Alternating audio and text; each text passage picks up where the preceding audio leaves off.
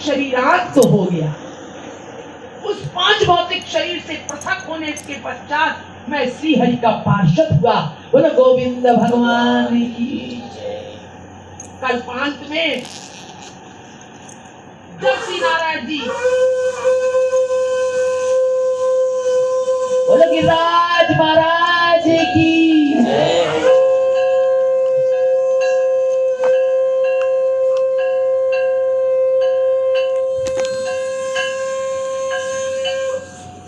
नारायण का पार्षद हो गए, शरीर अंत हो गया नारद जी का।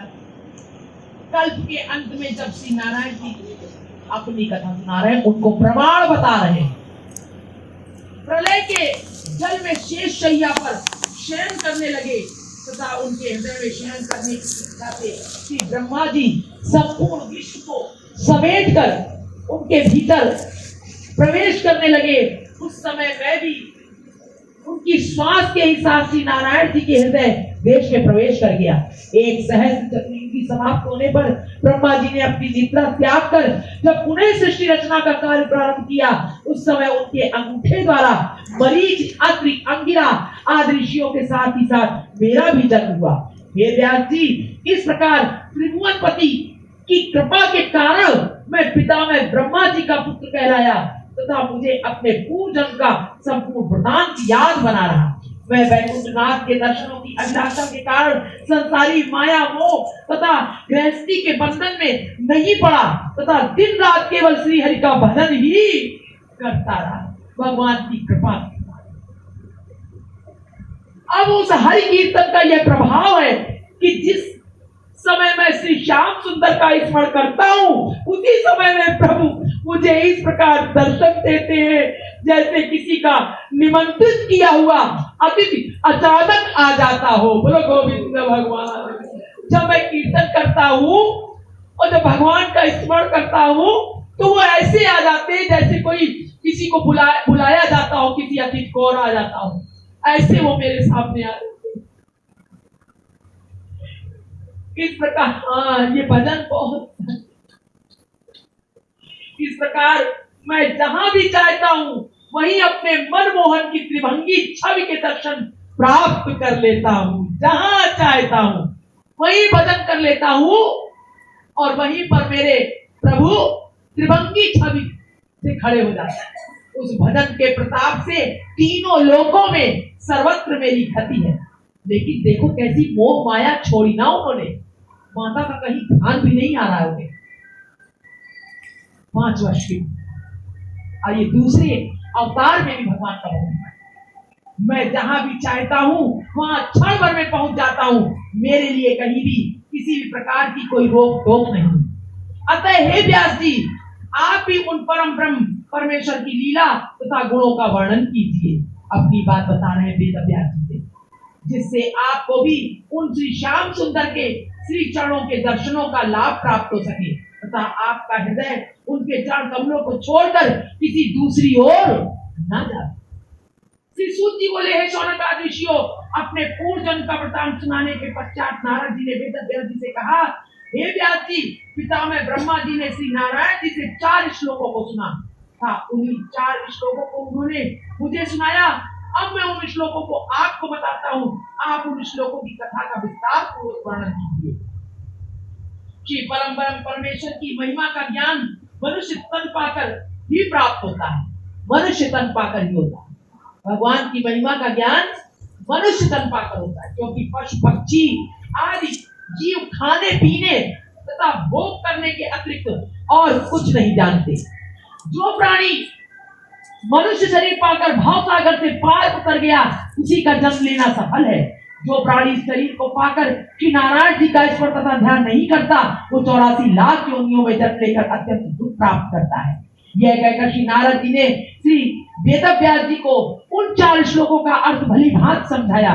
तदुपरांत कहा, हे व्यास जी, आपको चाहिए कि सर्वप्रथम आप परम ब्रह्म परमेश्वर के चरणों का ध्यान करें, जिससे आपका अंतःकरण पवित्र हो जाए तथा आपके हृदय में भगवान वैकुंठनाथ का चमत्कार निवास करे। इसके पश्चात आप श्री नारायण जी के गुणानुवाद, स्तुति एवं चरित्रों का वर्णन करें। इतना कहकर श्री नारद जी वेद व्यास जी से विदा लेकर चल दिए। सर्वप्रथम श्री नारद जी ने वेद व्यास जी को सुनाया। सूत जी बोले, हे ऋषियों, देवर्षि नारद जी परम धन्य हैं, जिन्होंने संसारी जीवों के कल्याण के निमित्त मेरे गुरु श्री वेद व्यास जी को इस प्रकार उपदेश दिया।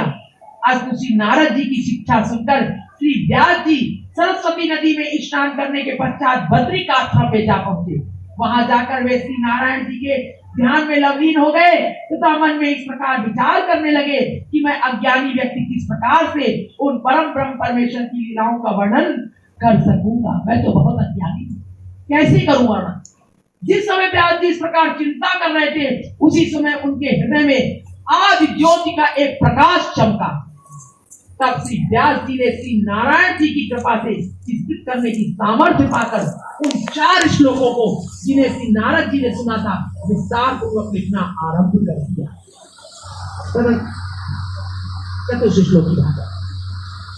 तदंतर ग्रंथ समाप्त होने पर उसका नाम श्रीमद् भागवत महापुराण रखकर उसे अपने पुत्र श्री सुखदेव जी को पढ़ाया। तब उन्होंने श्री सुखदेव को पढ़ाया।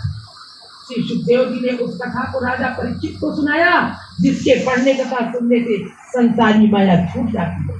श्री सुखदेव जी राजा परीक्षित से कहते हैं, राजन, कुरुक्षेत्र में 18 अक्षौणी दल के एकत्रित होने पर कौरव पांडवों में 18 दिन तक घोर युद्ध हुआ। उस युद्ध में बहुत से शूरवीर तथा हाथी घोड़े मारे गए।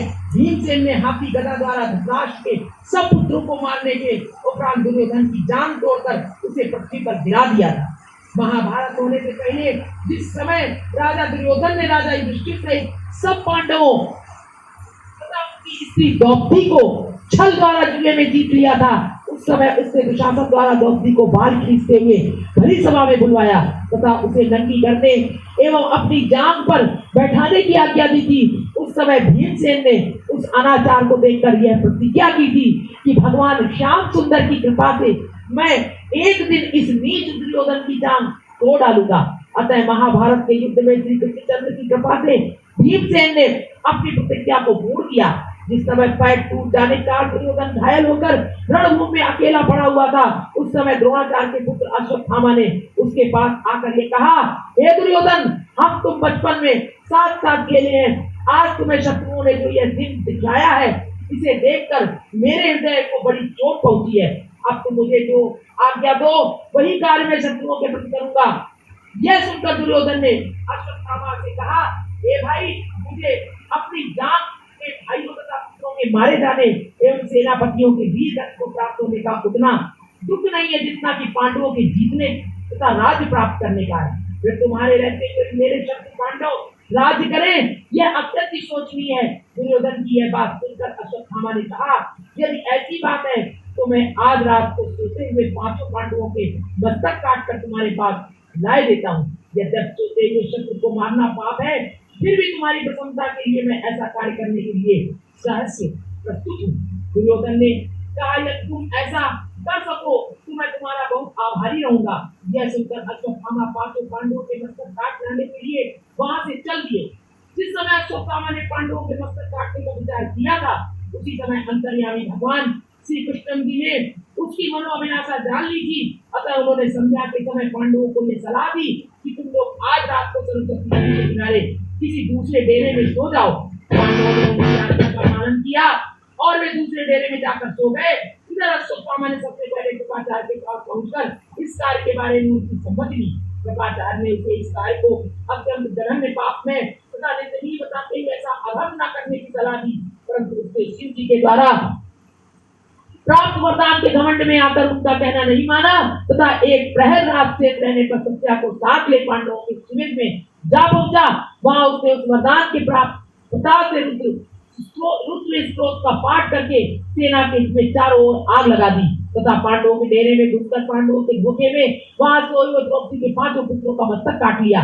तत्पश्चात प्रातः काल होने पर वह उन कटे हुए मस्तकों को लेकर राजा दुर्योधन के पास जा पहुंचा तथा उसे उन मस्तकों को देते हुए बोला, हे राजन, मैं 5 पांडवों के मस्तक काट लाया हूँ। अश्वत्थामा की बात सुनकर दुर्योधन को अत्यंत चिंता हुई। तदंतर वह कटे हुए मस्तकों में से एक एक मस्तक को अपने हाथ में लेकर दबाने लगा।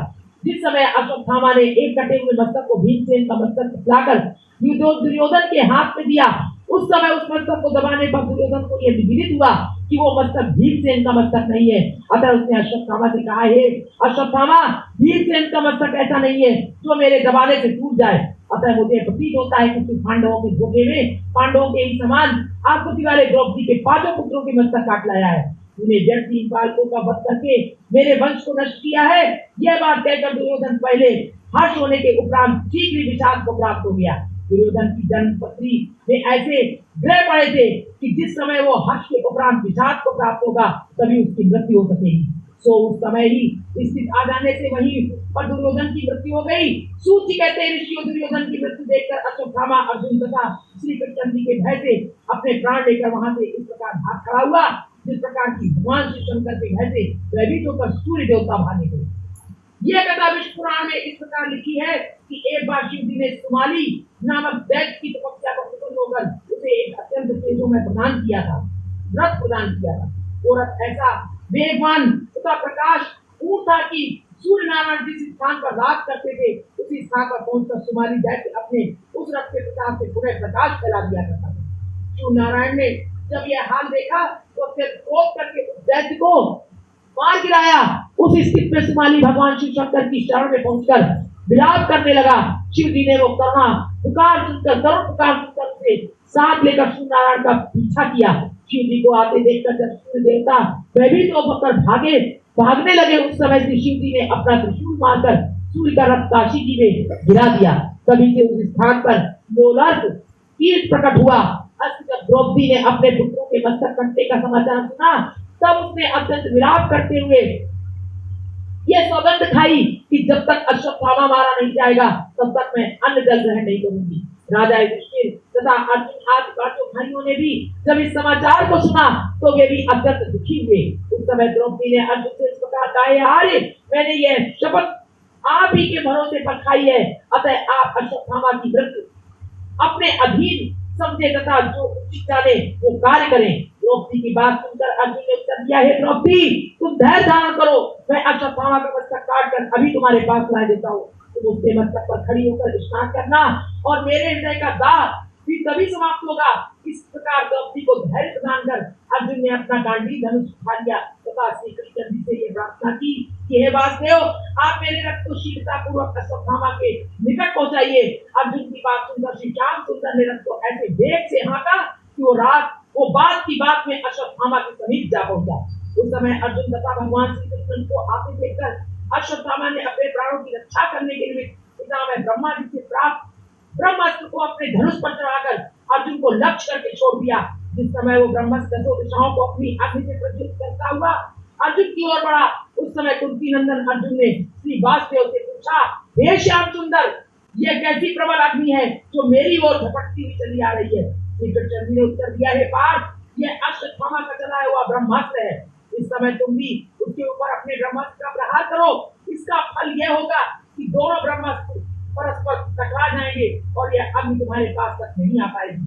इसके अतिरिक्त एक बात और भी ध्यान रखने की है कि अश्वत्थामा अपने छोड़े हुए अस्त्र को वापिस बुलाने की सामर्थ्य नहीं रखता है, जबकि तुम ब्रह्मास्त्र को चलाकर फिर उसे लौटाने का मंत्र भी जानते हो। इसलिए संशय रहित होकर तुम अपने अस्त्र का प्रयोग करो। श्री श्याम सुंदर की बात सुनकर अर्जुन ने भी अपना ब्रह्मास्त्र चला दिया। उस समय दोनों अस्त्र एक दूसरे के समीप जाकर आपस में उठ गए। अर्जुन का ब्रह्मास्त्र अश्वत्थामा के ब्रह्मास्त्र को आगे नहीं बढ़ने देता था। इस कारण अर्जुन पूर्ण रूप से सुरक्षित बने रहे। कुछ देर तक जब यह अस्त्र युद्ध होता रहा, उस समय श्री श्याम सुंदर जी ने अर्जुन को पुकार कर फिर इस प्रकार कहना आरंभ किया, हे पार्थ, तुम शीघ्रता पूर्वक मंत्र पढ़कर दोनों अस्त्रों को अपने पास बुला लो, अन्यथा इनकी अग्नि से सारा संसार भस्म हो जाएगा। आनंद करती ब्रजनंदन की यह आज्ञा पाते ही अर्जुन ने दोनों ब्रह्मास्त्रों को मंत्र पढ़कर अपने पास बुला लिया। तत्पश्चात अपना रथ आगे बढ़ाकर अश्वत्थामा को पकड़ लिया। जिस समय अर्जुन ने अश्वत्थामा को पकड़ा, उस समय उनके हृदय में यह विचार आने लगे कि अश्वत्थामा ब्राह्मण तथा हमारे गुरु का बेटा है, अतः इसे मारना नहीं चाहिए। इस प्रकार मन में दया तथा धर्म के उत्पन्न होने पर अर्जुन ने अश्वत्थामा का मस्तक नहीं काटा। यह देखकर श्री कृष्णचंद्र ने धर्म की परीक्षा लेने के विचार से अर्जुन से कहा, हे अर्जुन, अश्वत्थामा ने सोते हुए बालकों के मस्तक काटे हैं, इसलिए मस्तक काटे हैं, इसलिए यह धर्मचित तथा आतताई है। इसके अतिरिक्त तुमने इसका मस्तक काटने की प्रतिज्ञा भी की है। अतः तुम द्रौपदी के हृदय को संतोष प्रदान करने के लिए इसे शीघ्रता पूर्वक मार डालो। भगवान ने ये अर्जुन की क्या करी, परीक्षा ली। सूत जी बोले, ऋषियों, भगवान श्री कृष्ण के लिए वचन सुनकर अर्जुन ने कहा, हे महाराज, आपका कथन सत्य है, परंतु ब्राह्मण को मारना अधर्म कहा गया है। अतः मैं इसका यहाँ पर वध न करके इसे द्रौपदी के पास लिए चलता हूँ। वहां पर वह जैसा कहेगी वैसा किया जाएगा। अर्जुन की बात को श्री कृष्ण जी ने स्वीकार कर लिया। तदुपरांत अर्जुन अश्वत्थामा के हाथ पैर बांधकर उसे द्रौपदी के समीप ले पहुंचा। हरि भक्ता द्रौपदी, हरि भक्ता द्रौपदी ने जब अश्वत्थामा की यह दशा देखी तो वो दयार्द होकर विलाप करने लगी। देखो, अर्जुन ने भी छोड़ा और द्रौपदी को भी दया आ गई। उसने श्री कृष्ण की बहुत प्रकार से स्तुति करने पर के पश्चात अर्जुन से कहा, हे स्वामी, आपने मेरी प्रतिज्ञा पूर्ण कर दी। अब इस ब्राह्मण को मारने से मरे हुए बालक तो जीवित हो नहीं जाएंगे, इसलिए आप अश्वत्थामा के को मुक्त कर दें। यह अपने कर्मों का दंड ईश्वर से प्राप्त करेगा। जिस प्रकार मैं अपने पुत्रों के लिए शोक कर रही हूँ, उसी प्रकार इसके मरने पर इसकी माता कृपी भी अपने पुत्र की मृत्यु के कारण अत्यंत दुख प्राप्त करेगी। इस कारण भी इसका मारना उचित नहीं है। एक बात यह भी है कि आपने इसके पिता द्वारा धनुर्विद्या को प्राप्त किया है, अतः यह भी आपका पूजनीय है। यानी अपने दुख से दूसरे का दुख देखें, हमेशा अपने दुख को देखें कि हमें इस बात में जिस चीज से इसको दुख मिल रहा है, अगर हमारे साथ ऐसा होगा तो हमें कैसा लगे। इस दृष्टांत से भी, द्रौपदी के इस स्वभाव से भी समझना चाहिए कि हमेशा दूसरों के दुख को अपने से परीक्षण करना चाहिए। लोग दूसरों के दुख को नहीं समझते ना, अपने आप को उस जगह पर रखे और फिर देखे। जैसे द्रौपदी ने देखा कि मैं जैसे अपने पुत्रों से दुखी हूं, उसी तरह से कृपी भी, और वो हमारे गुरु के अर्जुन ने भी कहा। कितनी अच्छी तरह माता की बात नहीं भैया, कोई भी दुख हो, किसी का भी दुख हो, उसको अपने अपने दुख से आकलन करना है। किरण अपडेट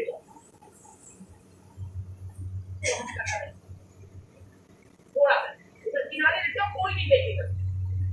मेरी बात मान लो, तुमसे चला कोई नहीं मान ले, ठीक है, तुम इधर आ जाओ बेटे, आराम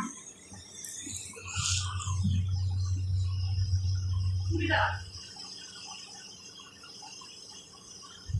एकदम आराम, अरे पैर खड़ा लो, लटक के उधर की तरफ खड़ा लो।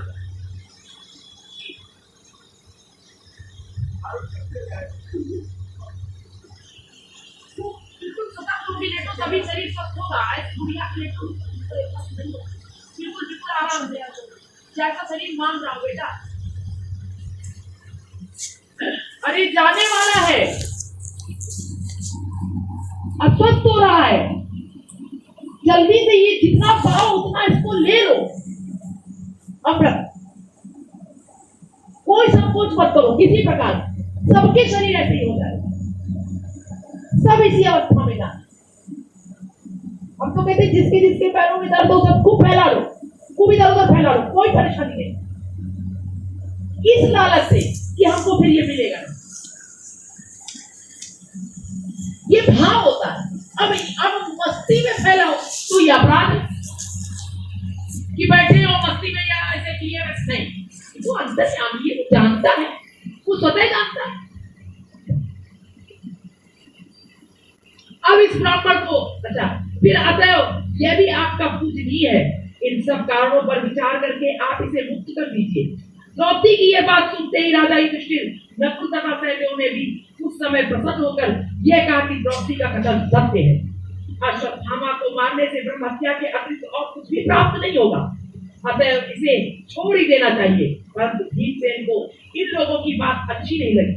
वे अपनी गदा को धरती पर पटकते हुए अर्जुन से बोले, हे भाई, तुमने अश्वत्थामा का मस्तक काटने की प्रतिज्ञा की थी, अतः तुम्हें अपनी प्रतिज्ञा छुट्टी नहीं करनी चाहिए।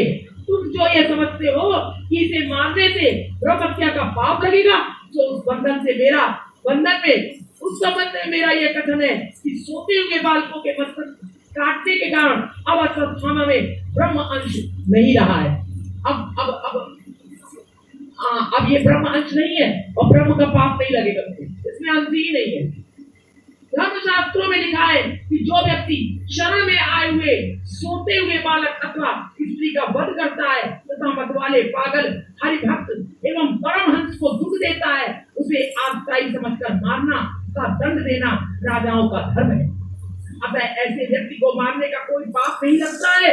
आगताई 6 प्रकार के कहे गए। पहला वो जो आग लगावे, दूसरा वो जो विष दे, तीसरा वो जो गुरु की आज्ञा ना माने, चौथा वो जो ब्राह्मण होकर अधर्म करे, पांचवा वो जो द्विजाति में जन्म लेकर मदिरा पान करे, तथा छठवां वो जो अन्य प्राणियों को मारकर अपने कुटुंब का पालन करे।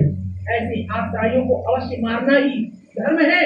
इस कारण तुम्हें भी अश्वत्थामा को दंड अवश्य देना चाहिए। भीमसेन की बात सुनकर अर्जुन ने श्री कृष्ण से कहा, हे महाराज, अब मुझे क्या करना चाहिए?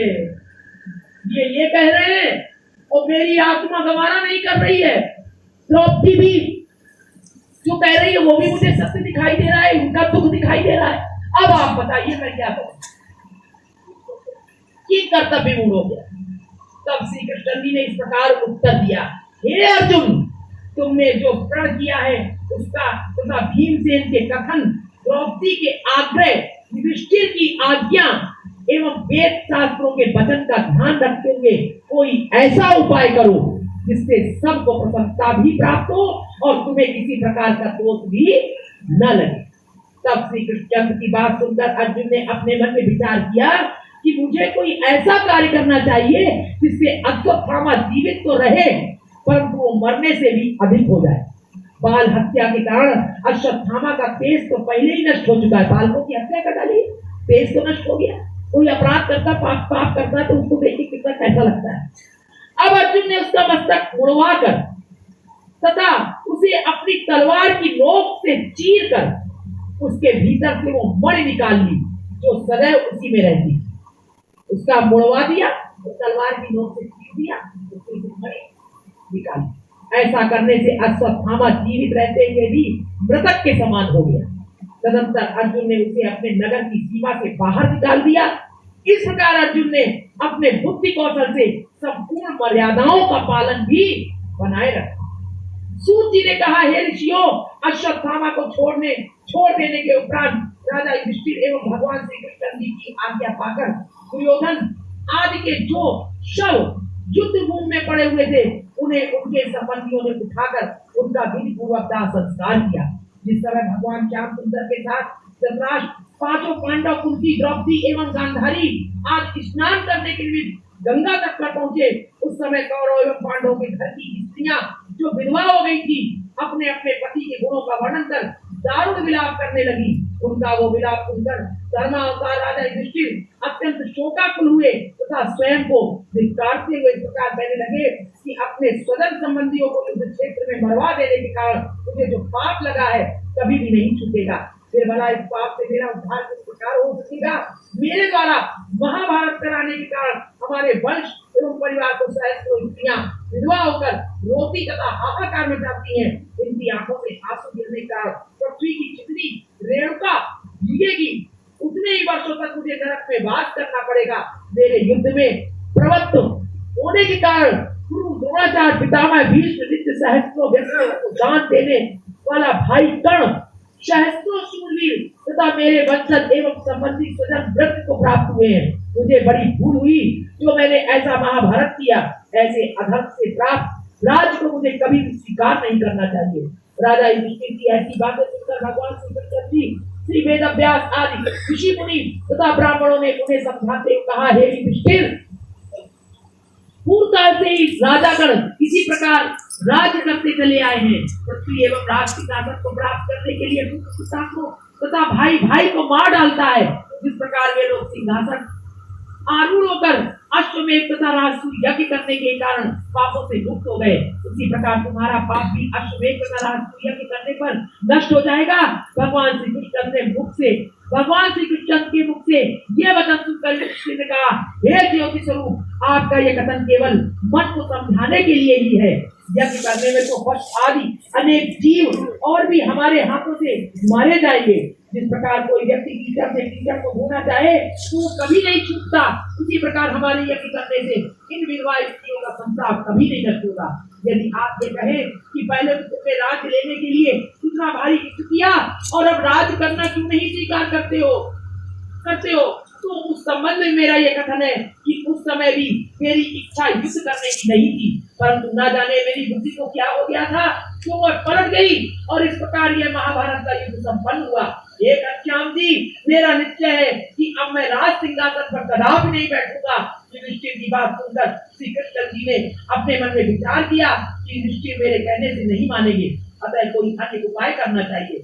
जिस समय श्री श्याम सुंदर जी अपने मन में इस प्रकार सोच रहे थे, उसी समय ब्राह्मणों तथा ऋषि मुनियों ने उनसे यह प्रार्थना की, हे वृत्रचंद्र, राजा युधिष्ठिर का मन राजकाल में नहीं लग रहा है तथा वे इसी चिंता में डूबे हुए हैं कि उन्होंने अपने भाई, कुटुंबी, रिश्तेदार तथा ब्राह्मणों को मारा है।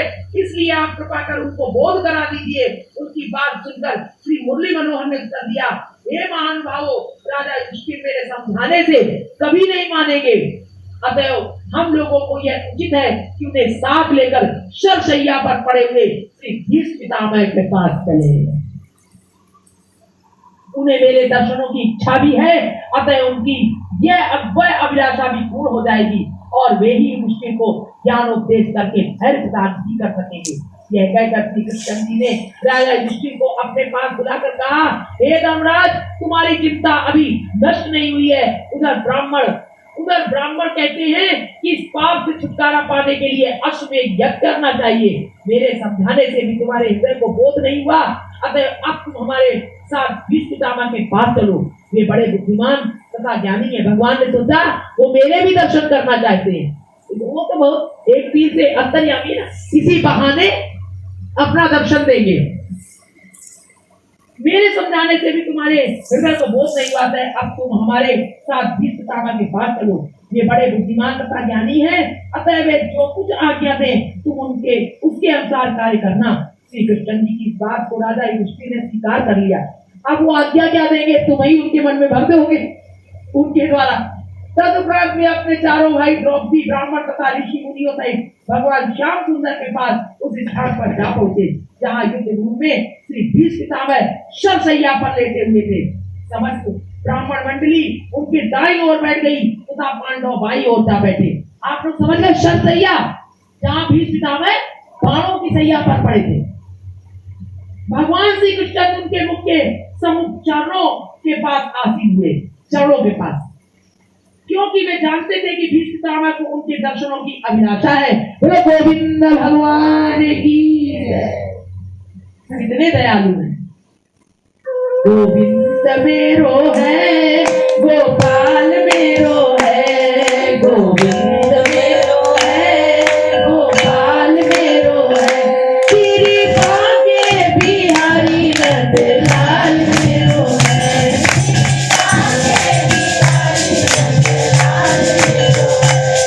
गोविंद मेरो है, गोपाल मेरो है,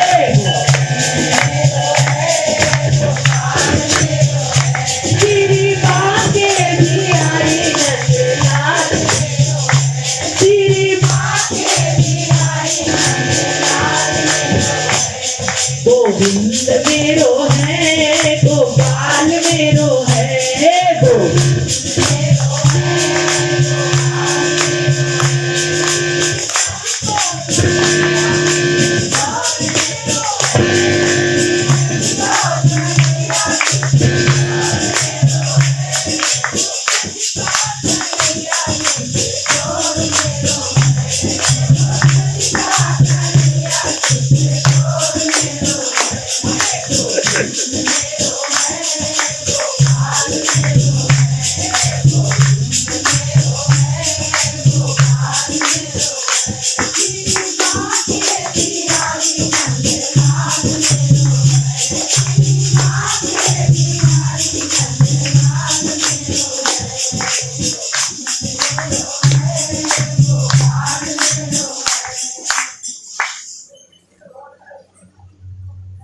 हैं, जानते थे कि भीष्म पितामह को मेरे दर्शन किए। अतः यदि वे किसी दूसरी ओर बैठे तो पितामह को घायल अवस्था में करवट लेने में विशेष कष्ट होगा। मेरे दर्शन करते हुए करवट लेंगे, मेरे दर्शन नहीं कर पाएंगे, मैं किसी और खड़ा हो गया तो मेरे दर्शन के लिए करवट लेंगे और देख मेरे दर्शन करेंगे जरूर वो।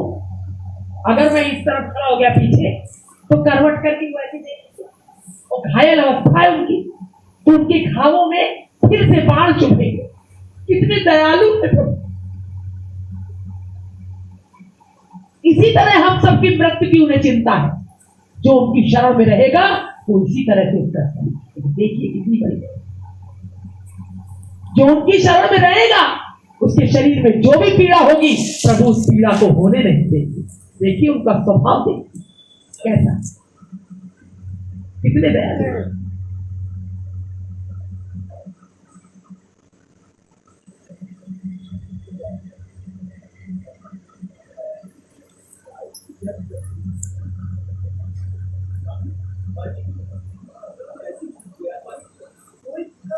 कोई पीड़ा नहीं,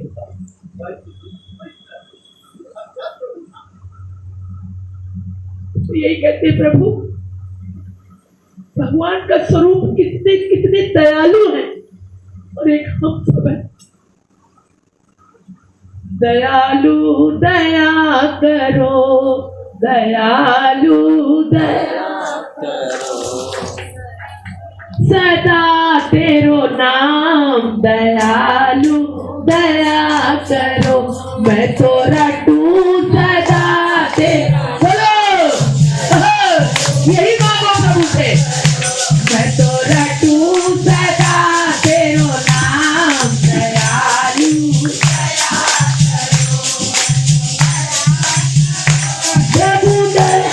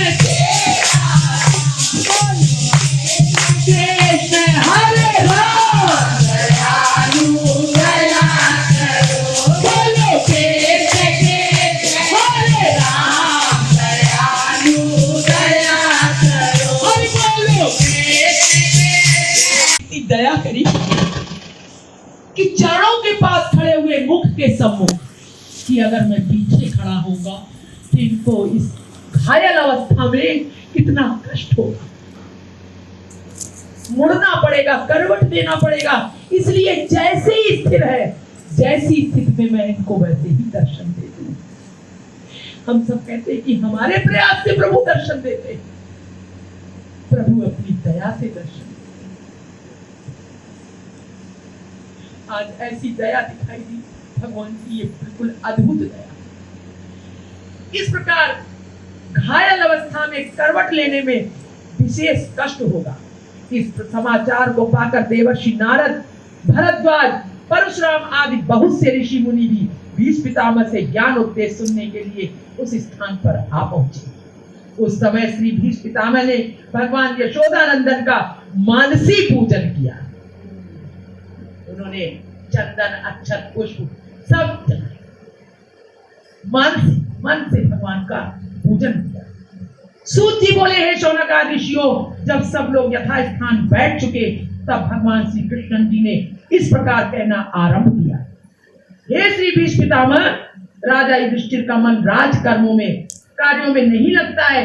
वे कहते हैं कि अपने भाई, कुटुंबी, संबंधी, स्वजनों तथा ब्राह्मणों को महाभारत के युद्ध में मारा है। अतः जब इन संपूर्ण पापों से उद्धार नहीं हो जाएगा तब तक हम राज सिंहासन पर नहीं बैठेंगे। अब इस संबंध में आपकी जो सम्मति हो उसे प्रदान करने की कृपा करें। यह सुनकर भीष्म पितामह ने राजा युधिष्ठिर के प्रति राजधर्म, आप धर्म, दान धर्म तथा मोक्ष धर्म का वर्णन किया। इन धर्मों को महाभारत ग्रंथ के शांति पर्व तथा अनुशासन पर्व में विस्तार पूर्वक कहा गया है। इस ज्ञान को बताने के बाद भीष्म पितामह ने राजा युधिष्ठिर से इस प्रकार फिर कहना आरंभ किया, हे राजन, तुम्हें बाल्यावस्था से ही दुख प्राप्त हुआ है। तुम्हारे बाल्यकाल में ही तुम्हारे पिता का स्वर्गवास हो गया। उस समय तुम्हें कुछ भी ज्ञान नहीं था। कौरवों ने तुम्हें जलाने का उपाय किया।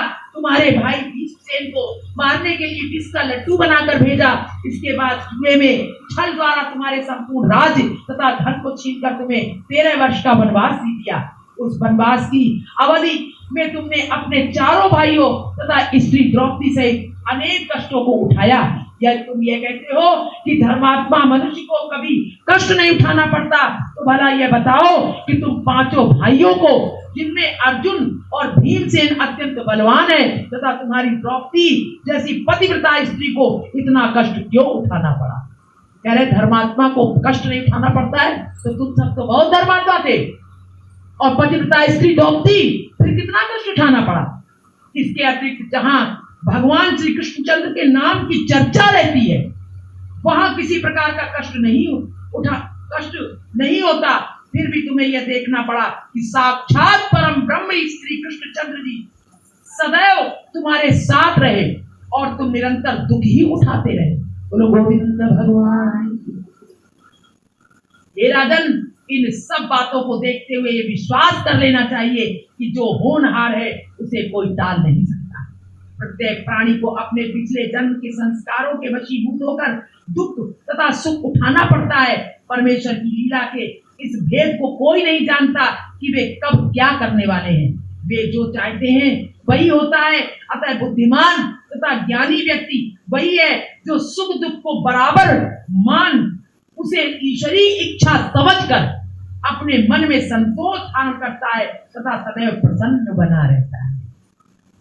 सुख दुख को ईश्वर की इच्छा मानकर समान समझकर हृदय में धारण करता है और संतोषता है, वो सदा प्रसन्न बना रहता है। जो लोग नारायण की इच्छा को ना समझकर थोड़े ही दुख में दुखी होकर रो पड़ते हैं, ये सब जो इस जगत में जो कुछ हो रहा है वो प्रभु की इच्छा है। वे भी अंत में नारायण की इच्छा ही ऐसी इच्छा थी यह समझकर संतोष धारण करते हैं। परंतु ऐसे व्यक्ति को महामूर्ख समझना चाहिए। ये राजन, मनुष्य के द्वारा चिंता तथा परिश्रम करने से कुछ नहीं होता है। होता वही है जिसे होनहार कहते हैं। इन साक्षात लोकीनाथ भगवान श्री कृष्ण जी के जो अपना स्वरूप छिपाकर संसार में विभिन्न प्रकार की लीलाएं करते रहते हैं, भेद को कोई नहीं जानता है। मैं विभिन्न प्रकार की लीलाएं करते रहते हैं, भेद को कोई नहीं जानता। जो लोकीनाथ अर्जुन को अपना भक्त जानकर उसके रथ के सारथी बने, उनकी महिमा तथा प्रशंसा का वर्णन मैं कहाँ तक करूं? हे राजन, जो महापुरुष इन लोकीनाथ की इच्छा पर निर्भर रहकर अपना जीवन जप तप दया आदि कर्मों में व्यतीत करते हैं, मैं तुमसे उनका वर्णन करता हूँ। उनमें सर्वप्रथम भगवान शिव शंकर जी हैं, जो कैलाश पर्वत पर निवास करते हैं तथा जिन्हें हरि भजन तथा तप को छोड़कर अन्य कोई लौकिक कार्य नहीं है। दूसरे महान भाव श्री नारद मुनि हैं, जो आठों प्रहर वीणा बजाते हरि गुणों का वर्णन करते हुए जहाँ चाहते भ्रमण करते रहते हैं। ज्योति स्वरूप परम ब्रह्म के ध्यान के अतिरिक्त उन्हें भी कोई दूसरा काम नहीं है।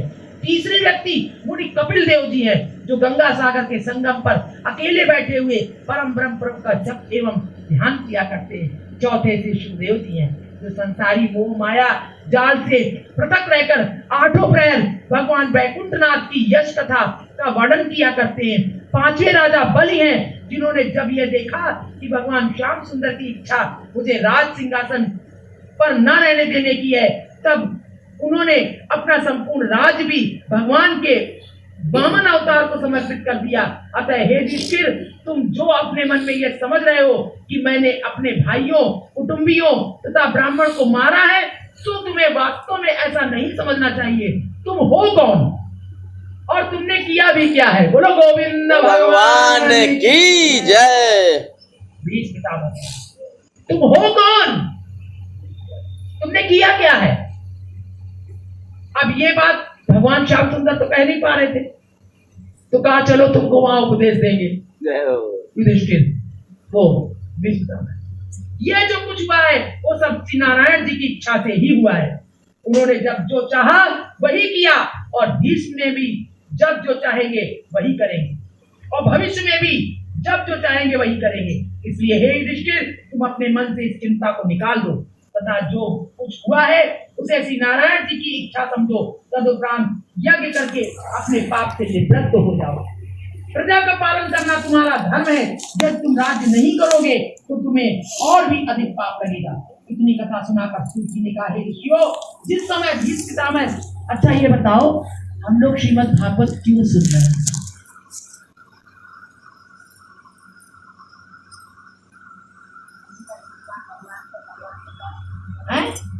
भगवान को दर्शन पाए, पृथ्वी में संसार में ना आए दोबारा, यही इच्छा था। मान संसार में ना देखे।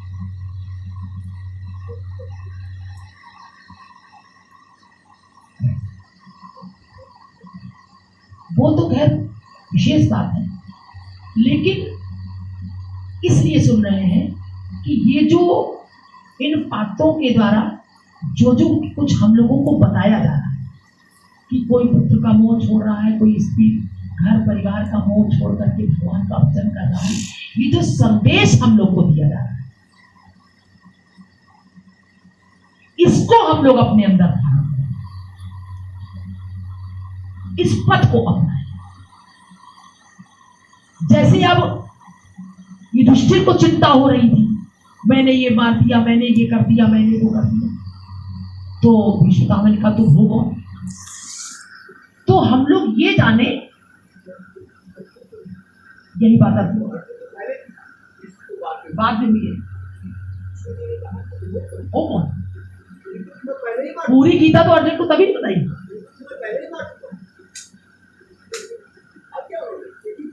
मरे तब तो अर्जुन ने युद्ध किया।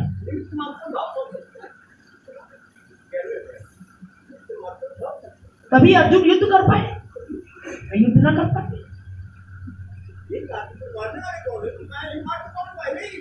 और युद्ध युधिष्ठिर को अब शौक हो रहा है कि मैं राज्य नहीं करूंगा, ये सब मैंने इतना अपराध कर डाला। तब भीष्म पितामह कह रहे तुम हो कौन? जो कुछ भी होता है प्रभु की इच्छा से होता है, वही करते हैं। तो हम लोगों को अब अपने जीवन में इसको सुनने का यही अर्थ है कि जो कुछ भी हो रहा है, हानि लाभ सुख दुख जीवन मरण, उसको सबको ईश्वर की इच्छा समझ करके बेटा उसको सहन और आनंद ले कि ये ईश्वर की इच्छा से हो रहा है और हम ईश्वर की शरण में रहें, नहीं तो हमें बार बार ये दुख पाने पड़े। और ये सब स्वप्नवत है, ये प्रत्यक्ष बता रही है श्रीमद्। इसलिए भगवान ने इतनी लीला, ये भगवान की लीला है। ये जो महाभारत भी हुई ना, ये सब लीला है।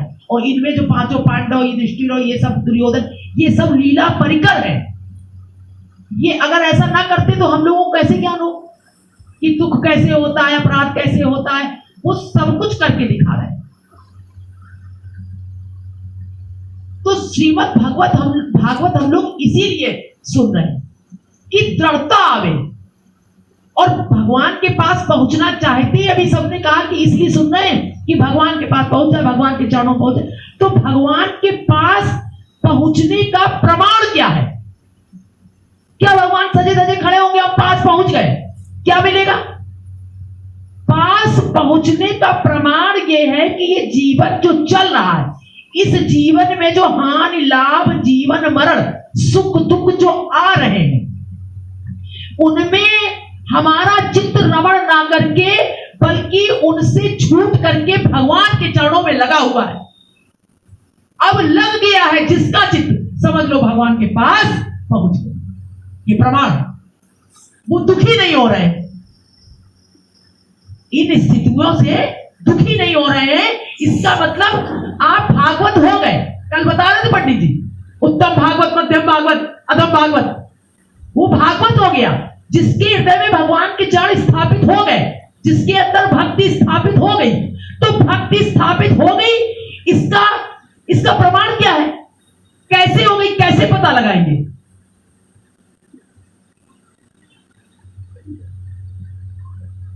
सब में सब, अब कोई परवाह नहीं रह जाएगी। हलचल जो है वो खत्म हो जाए। हमारे परिजन की मृत्यु हो रही है तो हमारे अंदर हलचल नहीं होनी चाहिए, तो हमें प्रभु मिल गए तभी तो हलचल नहीं हो रही है। हमको सुख मिल रहा है बहुत, तो हम बहुत अभिमान नहीं आ रहा है हमारे अंदर। हमको बहुत दुख मिल रहा है, परिजन सब बहुत कष्ट दे रहे हैं, तो हमारे अंदर कोई दुख नहीं हो रहा, बहुत प्रसन्न है, आनंद से भजन करने में लगे। हो रहा है होने दो। लोग कह रहे हैं तू पागल हो गया क्या? ये इसलिए सुन रहे हैं, इसलिए इन पात्रों के द्वारा जो भगवान ने लीला करी, ये इसलिए सुन रहे हैं। इसलिए नहीं कि हाथ जोड़ के बैठ के और प्रसाद ले आए और फूल ले आए, थोड़ी देर सुन के बैठ गए, फिर वही कुछ हो गया घर में तो हो करके रोने लगे, फिर कुछ दुख सुख हो गया या बड़ा सुख हो गया तो बड़े अभिमान में आ गए, फिर वही फंसे।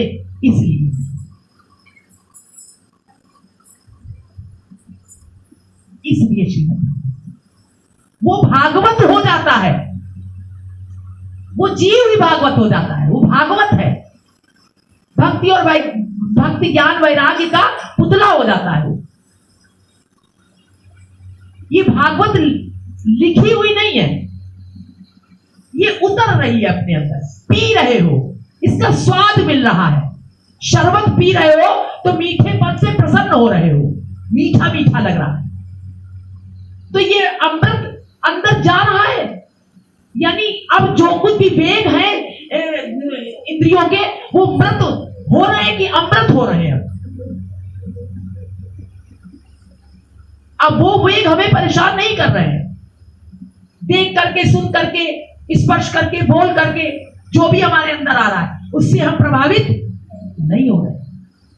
केवल हमारी सारी इंद्रियां भगवान के भजन में लगी, भगवान के स्वरूप में लगी हुई है, भगवान के रूप में लगी हुई है, भगवान के धाम में लगी हुई है, भगवान के गुणानुवादों में लगी हुई है, भक्ति में लगी हुई है, प्रेम में लगी हुई है, मस्त है। इसलिए तो प्राप्त हो गए भगवान। ये प्रमाण है। जो जीव विचलित नहीं हो रहा है संसार में, अब वो प्रमाणित है, वो भगवान मिल गए उसे।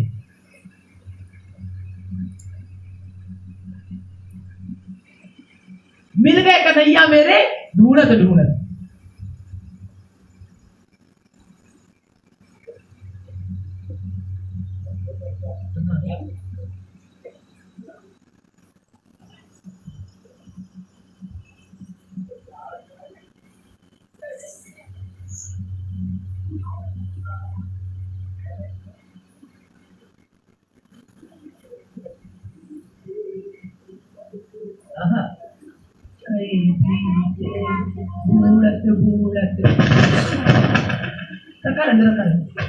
अब वो आएगा तब कोई बात नहीं।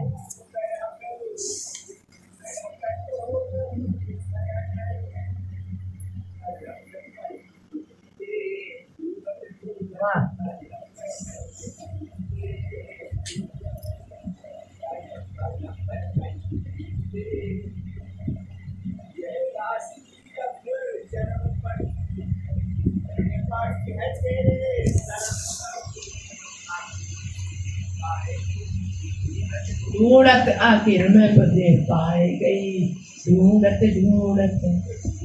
अरे भगवान की जय, गोविंद भगवान की जय, भगवान की जय हो जय। कन्हैया मेरे मिल गए ढूंढत ढूंढत।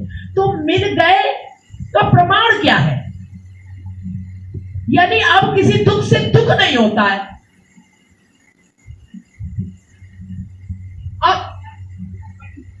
अब संसार की कुछ भी बातें हैं, अब वो सब हो रही है, ठीक है, निभा रहे हैं किसी तरह से। अब किसी चीज में कष्ट नहीं हो रहा है। कोई मर जाए तो ठीक है, कोई जिंदा बना रहा है तो ठीक है, कोई बीमार हो रहा है तो ठीक है, अपना कर्तव्य कर रहे हैं। किसी का संयोग हो रहा है तो ठीक है, किसी का वियोग हो रहा है तो ठीक है, जैसे जीवन चल रहा है। ये प्रमाण है किस बात का? कि कन्हैया मेरे मिल गए। अब इस संसार की किसी वस्तु, व्यक्ति, परिस्थिति से, कोई घटना से कोई फर्क नहीं पड़ रहा है। केवल एक रस आनंद चल रहा है। भगवान का भजन छूट नहीं रहा है, बल्कि और उत्तरोत्तर बढ़ रहा है। आनंदमय जीवन चल रहा है, भक्तों का संग चल रहा है, भजन कीर्तन चल रहा है। समस्याएं हो रही, होने दो। ऐसे करते करते जीवन बीत जाएगा। उसमें पड़ जाओगे तब तो फिर तुम्हारा ये जीवन व्यर्थ हो जाएगा। वो तो होगा जो होना है। अभी कहा भगवान ने, इतने बड़े बड़े महारथी भगवान श्याम सुंदर कह रहे, नाम लेने से कोई भगवान का तो किसी को कष्ट नहीं होता। भगवान श्याम सुंदर खुद उनके साथ रहे, पांडवों के साथ। इतनी बड़ी सतीत्व वाली द्रौपदी, इतने धर्मात्मा पांडव, फिर भी पूरे जीवन दुखी। चले भाई, जो भावी है, जो होना है वो तो होगा, उसकी परेशान ना हो। तुमको जो शरीर मिला है भजन करने के लिए, भजन करो। इसलिए भागवत हम लोग सुन रहे। बोलो श्रीमद् भागवत महापुराण की जय हो। इसलिए सुन रहे। भगवान मिल जाएंगे वो तो प्रमाण है। जब ऐसी स्थिति हो जाएगी तो देखो हमारे अंदर वो स्थिति हो रही है। हमें लोभ तो नहीं हो रहा है किसी चीज का, हमें मोह तो नहीं हो रहा है, और हो रहा है तो वो ठीक है, इतनी जल्दी नहीं छूटेगा। करोड़ों जन्मों का है वो, ना आसान नहीं है। लेकिन हाँ, उसके प्रति भगवान से विनय चल रही है हमारे अंदर, उसके प्रति भगवान से प्रार्थना चल रही है। रोज गिड़गिड़ा रहे हैं हम कि प्रभु हमारी ये मोहता छोड़ो, बहुत परेशान है हम इस संसार में। यही हो जाए, यही हो जाए तो बहुत बड़ी बात है।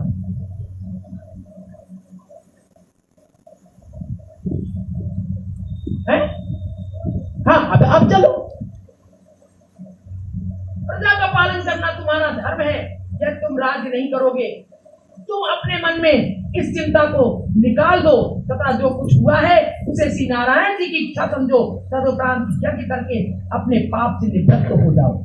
प्रजा का पालन करना तुम्हारा धर्म है। यदि तुम राज्य नहीं करोगे तो तुम्हें और भी अधिक पाप लगेगा। हम लोग का भी ये यज्ञ चल रहा है, ये यज्ञ चल रहा है। भगवान का जो नाम संकल्प रूपी यज्ञ चल रहा है। इतनी कथा सुनाकर सूत जी ने कहा, हे ऋषियों, जिस समय भीष्म पितामह राजा युधिष्ठिर को समझा रहे थे, उस समय द्रौपदी भी वहीं बैठी हुई उनके उपदेश को सुन रही थी।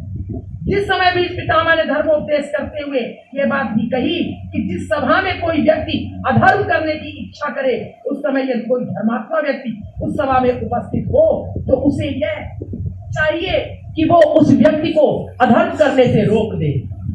सभा में कोई अधर्म करने जा रहा हो, अगर वहां कोई धर्मात्मा आ जाए तो उसे क्या करना चाहिए?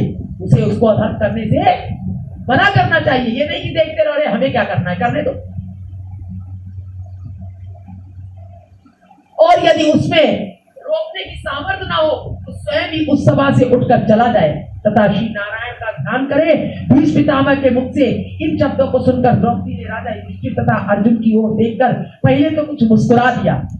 द्रौपदी ने युधिष्ठिर और अर्जुन की तरफ देखकर मुस्कुरा दिया, परंतु फिर मन में लज्जित होकर यह विचार किया कि जिस समय धर्मात्मा भीष्म पितामह के सम्मुख कौरव सभा में दुर्योधन ने दुशासन को मेरा चीर उतारने की तथा मुझे अपनी जांग पर बैठने की आज्ञा दी थी, उस समय दशा में भी मेरे प्राण इस शरीर से बाहर क्यों नहीं निकल गए, जो मैं अभी तक जीवित रहकर लोगों को अपना मुख दिखा रही हूँ। इस विचार के आते ही द्रौपदी मन ही मन स्वयं को धिक्कारने लगी। उस समय द्रौपदी के को देखकर भीष्म पितामह ने अपनी ज्ञान दृष्टि द्वारा उसके हृदय भावों को पहचान लिया। पितामह समझ गए। तब वे द्रौपदी को समझाते हुए इस प्रकार कहने लगे, हे पुत्री, तुम अपने मन में किसी प्रकार का सोच मत करो। क्योंकि वो सब अपराध मेरे ऊपर है। जिस समय कौरव सभा में बैठा हुआ था तथा दुर्योधन अधर्म करना चाह रहा था, उस समय यदि मैं मना कर देता तो वह उस अधर्म को कदापि नहीं कर सकता था। परंतु उस समय मुझे कुछ ज्ञान नहीं हो रहा था। हे पुत्री, तुम निश्चय जानो कि उस समय भगवान श्याम सुंदर की इच्छा उसी प्रकार की थी। मेरे मन में क्यों नहीं आ पा रहा था, पता नहीं क्यों, वो श्याम सुंदर की इच्छा थी। उनकी इच्छा में किसी की बुद्धि अपना कार्य नहीं कर सकती। इसका एक दूसरा कारण यह भी है कि कोई व्यक्ति कितना ही ज्ञानी अथवा धर्मात्मा क्यों ना हो, यदि वो अधर्मी के साथ रहता है तो उसके संग दोष के कारण ज्ञान नष्ट हो जाता है, सब दोष लगता है और समय पर काम नहीं आता। जो लोग अधर्मी का अन्न खाते हैं उनकी बुद्धि भी वैसी ही अधर्ममय हो जाती है। उन दिनों हम लोग भी अधर्मी दुर्योधन का अन्न खा रहे थे तथा सदैव उसी के साथ रहते भी थे। इस कारण उन दिनों मुझे भी अधर्म का विचार नहीं हो रहा था। अब मुझे अधर्मी दुर्योधन का अन्न जल छोड़ेंगे तथा इस शैया पर सोए हुए 56 दिन व्यतीत हो चुके हैं। अतः दुर्योधन के अन्न का विकार एवं संगति का प्रभाव मेरे ऊपर से हट गया है। अब इतना सब विकार निकल गया, अब उसका नष्ट हो गया। इसी कारण मुझे आज यह ज्ञान पुनः प्राप्त हुआ है। हे पुत्री, इस संबंध में मैं तुम्हें महाभारत का एक दृष्टांत सुनाता हूँ, तुम उसे मन लगाकर सुनो। पिछले युग में राजा श्री के यहाँ एक परम ज्ञानी परमहंस महात्मा निवास करते थे। क्या टाइम हो गया? 4 बजे?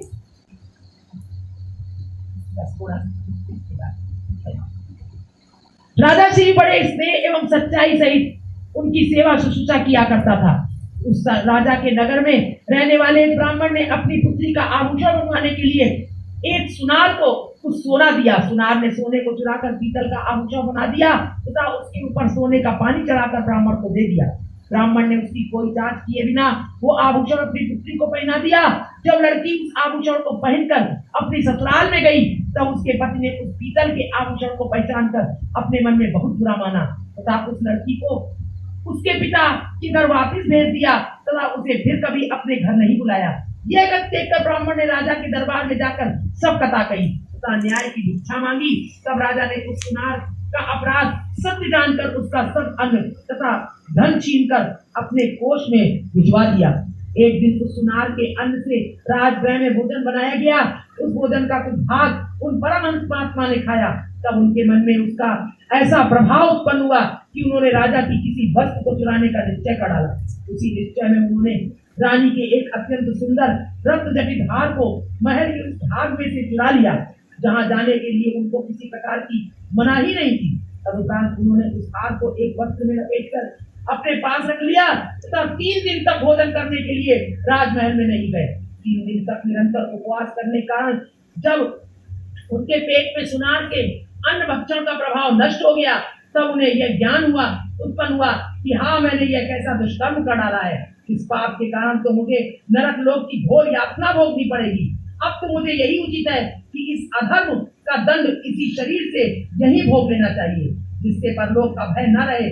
ऐसा विचार करके मैं परमहंस राजा के पास जा पहुंचे तथा उसे अपनी चोरी का सब हाल बता देने के पश्चात इस प्रकार कहने लगे कि हे पृथ्वीनाथ, आप इस अधर्म के दंड स्वरूप मेरे दोनों हाथ काट लीजिए ताकि मैं अपने अधर्म का भोग इसी जन्म में भोग लूं। परमहंस के वचन सुनकर राजा ने उदास होकर पंडितों से पूछा कि परमहंस का इस प्रकार से चित्त बदल जाने का क्या कारण है, जो इन्होंने पहले तो हाथ को चुरा लिया और अब मेरे पास आकर इस प्रकार की बात कह रहे हैं। राजा की बात सुनकर पंडितों ने अपनी विद्या से विचार करके कहा, है राजन, जिस दिन इन परमहंस महात्मा ने यह हार चुराया उस दिन उन्होंने किसी अधर्मी का अन्न खाया होगा। इसी कारण इनकी बुद्धि उस समय नष्ट हो गई थी। पंडितों की बात सुनकर राजा ने जब पूछताछ की तो उसे पता लगा कि उस दिन उन्होंने उस पापी सुनार का अन्न खाया था। इसी कारण उनकी बुद्धि पलट गई थी। अतः हे द्रौपदी, जब केवल एक दिन अधर्मी का अन्न खाने से परमहंस महात्मा तक का ज्ञान नष्ट हो गया तथा उन्होंने चोरी की तो मैं तो सदैव ही उस अधर्मी दुर्योधन का अन्न खाता और उसके साथ रहता था। अतः उस स्थिति में तेरे ऊपर अधर्म होते देखकर यदि मैंने दुर्योधन को वैसा करने से न रोका तथा अज्ञानी बन चुपचाप बैठा रहा तो उसमें कोई बड़ी बात नहीं है। सूती ने शौनकादिक ऋषियों से कहा, भीष्म पितामह ने पांडवों तथा द्रौपदी के प्रति यह ज्ञान उपदेश देकर कि श्री नारायण का चतुर्भुजी स्वरूप अपने हृदय में धारण कर लिया।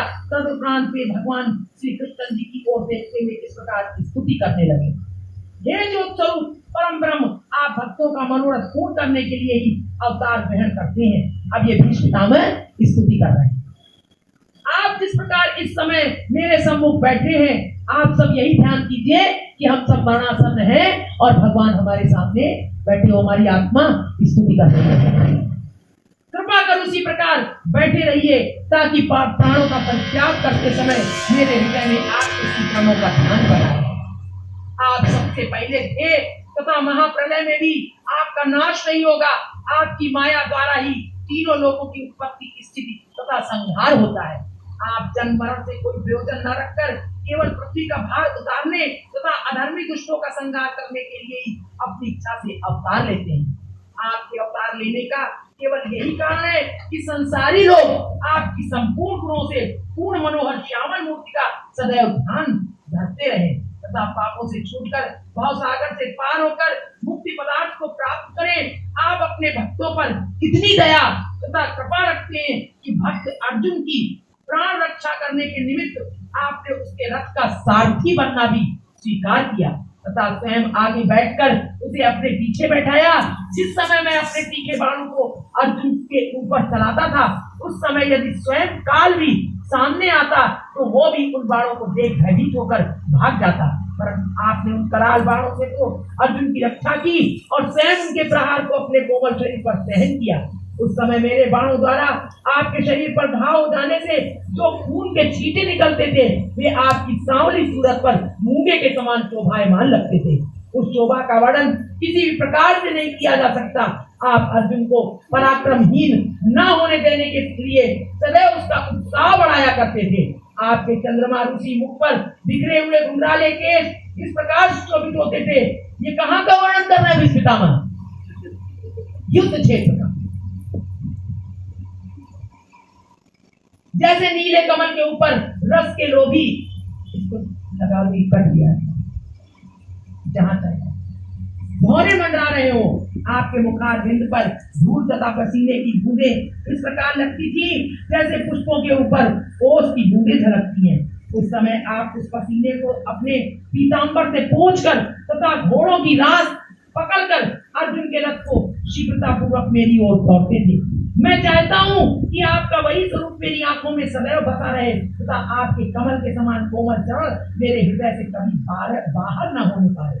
हे प्रभु, आप अपने भक्तों का मान इस प्रकार रखते हैं कि महाभारत के युद्ध के समय आपने शस्त्र न उठाने की प्रतिज्ञा की थी तथा यह भी कहा था कि मैं शंख बजाने तथा रथ चलाने के अतिरिक्त अन्य कोई कार्य नहीं करूंगा। इसके विपरीत मैंने यह प्रतिज्ञा की थी कि यदि मैं आपको युद्ध में व्याकुल करके अस्त्रदान न करा दूं तो मेरा भी नाम भीष्म नहीं है। तो आपने अपने भक्त का मान रखने के लिए अपने प्रण को छोड़ दिया, क्योंकि आप यह भली बात जानते थे कि मेरे प्राण भले ही छूट जावे परंतु भक्त का मान अवश्य रखना चाहिए। भीष्म पितामह ने कहा था ना, हे प्रभु, जिस समय मैंने रथ के पहियों को तोड़कर घोड़ों को मार गिराया तथा रथ की ध्वजा एवं अर्जुन के धनुष को काट दिया, उस समय आप खुद होकर उसी रथ का टूटा हुआ पहिया उठाकर मुझे मारने के लिए दौड़ पड़े थे। उस समय आप ऐसे सुंदर प्रतीत हो रहे थे जैसे बिजली को साथ लिए हुए श्याम घटा बड़ी घूम के साथ गिरी चली आई हो। उस दौड़ते समय आपका पीतांबर पृथ्वी पर गिर पड़ा था, जिसका कारण यह था कि आपको प्रतिज्ञा भंग करते देखकर पृथ्वी अपने मन में यह सोचने लगी थी कि भगवान ने मेरा भार दूर करने के लिए अवतार ग्रहण किया है। अतः अब कहीं वे उस प्रण यानी मेरा भार दूर करने का को भी किसी प्रण शस्त्र न उठाने का की भांति छोड़ न बैठे। कहीं जैसे शस्त्र उठाने छोड़ बैठे, उसी तरह कहीं मेरा प्रण भी न छोड़ कर बैठे। उस समय पृथ्वी के मन की पीड़ा पहचान कर ही आपने अपने पीतांबर को गिराकर उसे आश्वासन दिया था। पीतांबर को गिरा दिया पृथ्वी पर भगवान ने। कितने दयालु, आह कितने गुण। पीतांबर गिरा, भगवान का पीतांबर गिरना भी कितना है। कि तुझे किसी प्रकार का भय करने की आवश्यकता नहीं है। यह प्रतिज्ञा तो मैंने अपने भक्त का मान रखने के लिए तोड़ी है। तेरा भार अवश्य पूर्ण किया जाएगा। हे श्याम सुंदर, जिस समय में पांडवों की पूर्ण सेना का, और देखिए यह बात भीष्म पितामह समझ गए थे। जब पीताम्बर गिरा था, ये भीष्म पितामह कह रहे हैं, वो कह रहे हैं ये बात कि पृथ्वी घबरा गई थी। ये सब अंतर्यामी होने का भीष्म पितामह समझ रहे हैं, और वो बता रहे हैं कि आपने इसीलिए अपना पीताम्बर गिराया। स्तुति कर रहे हैं, कितनी बड़ी बात है, रहस्य बता रहे हैं। हे श्याम सुंदर, जिस समय में पांडवों की संपूर्ण सेना का संहार कर देना चाहता था, उस समय आप मुझे घबरा देने के लिए सहस्त्रों रूप धरकर मेरे रथ के चारों ओर आ जाते थे। सहस्त्रों रूप धर लेते थे श्याम सुंदर, और उनके रथ के आगे छा जाते थे और सारे पांडवों को बचा लेते थे। तब मैं चकित होकर यह नहीं पहचान पाता था कि इन अनेक रूपों में आपका कौन सा रूप सत्य है तथा कौन सा रूप माया का है। उस समय आप मुझे व्याकुल देखकर धैर्य बंधाने तथा मेरी प्रशंसा करने लगते थे। जिस समय मैं उन बातों का स्मरण करता हूँ, उस समय मुझे अत्यंत लज्जा आती तथा अपने को अपराधी समझकर मैं अपना मुंह नहीं दिखाना चाहता हूँ। हे दयालु, आप भक्तों को ज्ञान देकर उनका मनोरथ पूर्ण करने वाले हैं। अतः आपने मेरी मृत्यु के समय बिना बुलाए ही यहाँ आकर जो अपना दर्शन दिया है, उससे मैं परम धन्य हो गया हूँ। जिस समय मृत्यु काल निकट आता है, उस समय मनुष्य को 60 सहस्त्र बिच्छुओं के एक साथ डंक मारने जैसी पीड़ा होती है। बता रहे जिस समय मृत्यु काल आता है, जैसे ये 60 सहस्त्र बिच्छू डंक मार रहे हो, इतनी पीड़ा होती है। उस स्थिति में बड़े बड़े ऋषि मुनियों का चित्त भी चलायमान हो जाता है तथा वे ज्ञानी होते हुए भी आपका ध्यान करने में असमर्थ हो जाते हैं। सोचिए, बहुत ज्ञान रहता है जीवन भर, लेकिन जब भक्ति का समय आता है तो सब असमर्थ। उस समय जिस व्यक्ति पर आपकी अत्यंत कृपा होती है, वही आपके चरण कमलों का ध्यान भव सागर से पार हो जाता है। वही आपके चरण कमलों का ध्यान करके इस भव सागर जिस पर आपकी कृपा होगी, चाहे इतना बड़ा ज्ञानी, चाहे जितना जानता, जब कृपा नहीं होगी। इसलिए मैं यही चाहता हूं कि आपका यह स्वरूप मेरे नेत्रों में सदा बसा रहे तथा आपके चरणों में मेरा ध्यान निरंतर लगा रहे। इस प्रकार स्तुति करने के उपरांत श्री भीष्म पितामह ने ज्योति स्वरूप भगवान श्री कृष्ण जी को अपने हृदय में स्थित कर लिया। तत्पश्चात ऋषि मुनियों को प्रणाम कर अपनी आंखें बंद कर फिर योग अभ्यास द्वारा अपना शरीर त्याग कर वैकुंठ धाम में वास किया। उस समय देवताओं ने आकाश पुष्पों की वर्षा की। गुरु गोविंद भगवान की